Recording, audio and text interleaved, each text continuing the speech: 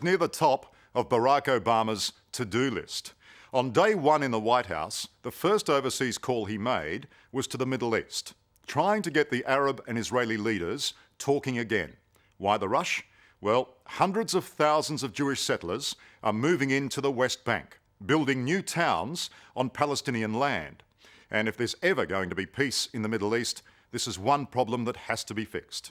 The settlers will have to move out. But try telling them that.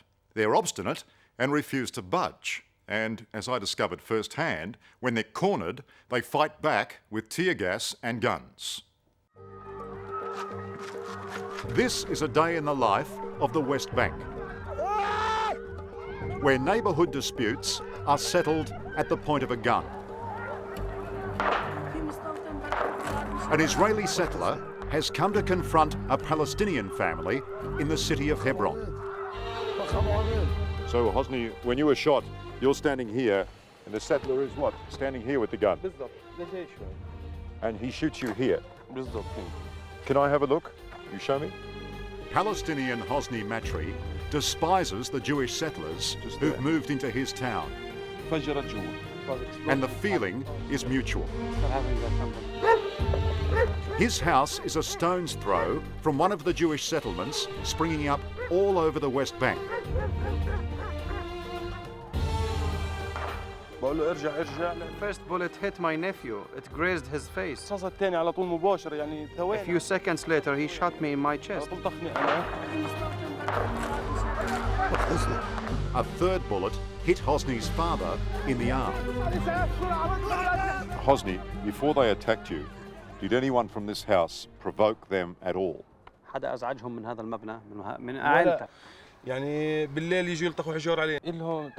We have had trouble with these guys since 1973, since the beginning of the settlement.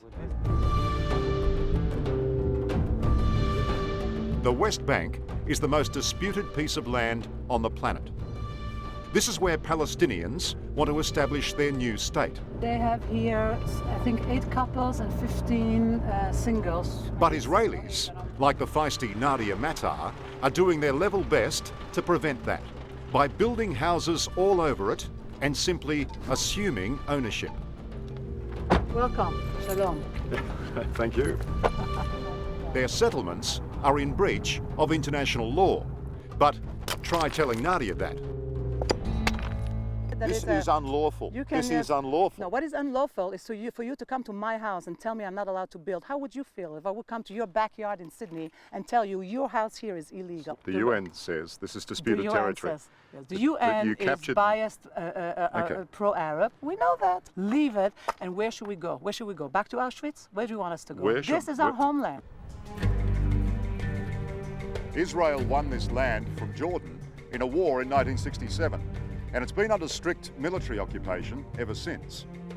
It's called the West Bank because it's on the west bank of the Jordan River, and it's tiny enough to fit into Tasmania 12 times. And without the question of its ownership ever being resolved, the Israelis are moving in and living on it. They're called settlements. From here I can see at least 4. There's one over there, 2 behind me, and another over here being established on this hilltop. With sworn enemies living side by side, it's little wonder tempers explode. Zev Broda, the settler who shot Palestinian Hosni Matri and his family, went to trial in an Israeli court. Remarkably, despite the compelling video evidence, all charges were dropped and he walked free. So we went to the settlement next door to ask Zev Broda why he opened fire on his neighbours. What brought on his frenzy with a gun? Hello, Mr. Broda. Yeah, hello, how are you? 60 Minutes Australia, sir. Can we just talk for one moment, please? The fact is, Israeli settlers like Zev Broda have become a law unto themselves. A man who shot 3 people and was proud of it. But just ask him why he shot 3 men at point-blank range without provocation. Excuse me. Says, get out. I just want to know. Please, it's my house. Please go away. Please go away. Palestinians believe that the Israeli settlers have closed the door on peace by moving in and occupying their homeland. It's like cancer. If you stop it at a certain point, then you can remove its effect. But if you allow it to continue to expand, the patient will die. Palestinian doctor Mustafa Barghouti says Israel is controlling almost every aspect of Palestinian lives. There are now 300,000 Israeli settlers. They look down on Palestinian towns through barbed wire and boom gates. To protect the settlers, Israel controls the movement of Palestinians. To travel from one town to another, there can be humiliating delays at checkpoints. There are hundreds of them. By contrast, the Israelis use a network of new highways, built for settlers only.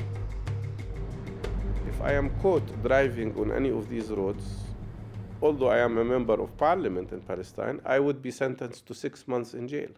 Automatically? Automatically.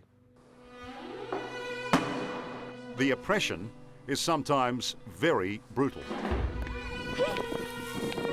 Some settlers resort to extreme tactics to protect their homes. So Palestinians are fighting back with, of all things, video cameras. The theory being that the camera doesn't lie. It gives them power. The Israeli army has the guns and the settlers have the guns. This is their own weapon. This is the weapon that they use for the justice that they are hoping to achieve. Salpi Kevorkian, an Israeli, is ashamed of what many of her own people are doing. She's part of Bet Selam, a human rights group putting cameras into the hands of Palestinian families to expose hostile settlers.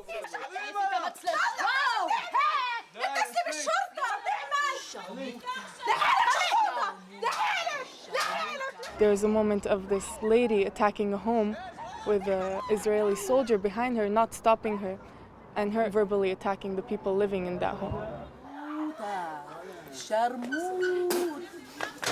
The camera versus the gun. It's a bit one-sided, isn't it? Whatever comes forward, they'll use. If it's a camera or if it's a rock, they'll use it. It was one of those cameras that captured so dramatically the shooting of the Matri family. Finding a settler to publicly justify crazy behaviour is not easy. But one agreed to a secret meeting in a remote olive grove. Are you familiar with this incident? Are you familiar with this? I see him beating him up. Well, he's seeing a gun and he's trying to defend himself. Come on, listen. Settler Elyashiv Keller would have none of it. I'll tell you He said it had been made up just to make settlers look bad. You're showing me a fight between people. Oh, I'm showing you a settler shooting. You are saying that he's a settler. I don't know these people. Arabs. Listen, you can say, okay, he's a settler, and he came to interview me from Australia. Now, who's going to tell me in the middle of the shoot who's right? Oh, so you're saying... Okay, I'm saying I don't know what's going on here. This can be anything. Another thing settlers don't like talking about is the massive government support they get. Their houses are heavily subsidised. They're protected around the clock by soldiers. And they get a lot more water than Palestinians. So settlements are green and Arab areas are not. You would throw them out. But Mr. Keller says that's fine because settlers are peaceful. It's the Arabs who are violent. Do you want me to show you some more vision of Jewish settlers attacking people? Do you see a gun? Do you want me to show you some more movies? Do you see a gun? I don't see, you don't see a see it gun. on you, no. You see me sitting on a tree in the middle of a beautiful place. That's all. And with that, this settler decided he'd had enough. I think for us, this conversation is over.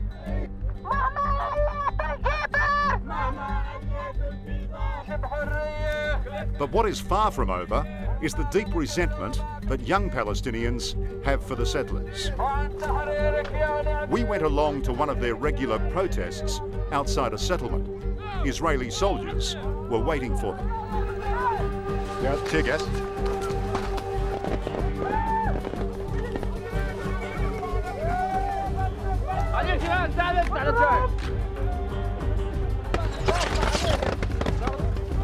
This is supposed to be a peaceful demonstration about what's happening with their land, and if this is peaceful, I'd hate to see violence.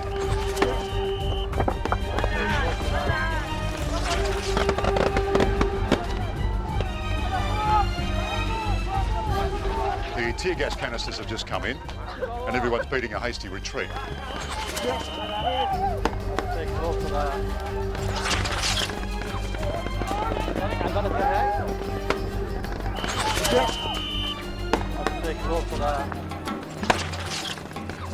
Every day they are using violence against the Palestinians, even when we are trying to protest in the most peaceful, non-violent manner.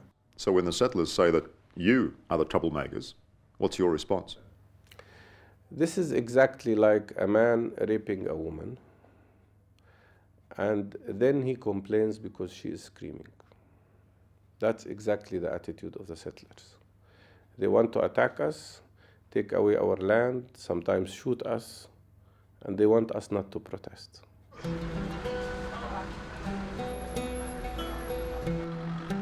Israel is now under urgent pressure from the outside world, led by President Obama to first freeze the building of settlements and then, somehow, to dismantle them.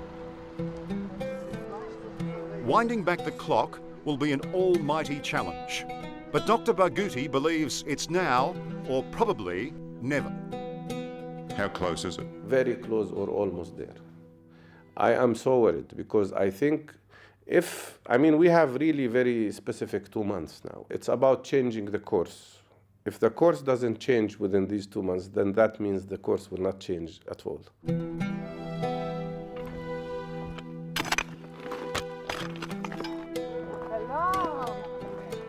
Settler Nadia Matar says nothing will change, and she's not going anywhere. So when they send in the troops to dismantle all this... We'll rebuild it, not only 1, but 10. You'll keep building? Of course. They'll come, they'll break it down. Not this, I hope not. But if they do, so we'll rebuild here and here and here. You're invited to come.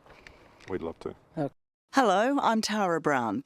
Thanks for watching 60 Minutes Australia. Subscribe to our channel now for brand new stories and exclusive clips every week. And don't miss out on our extra minutes segments and full episodes of 60 Minutes on 9now.com.au and the 9Now app.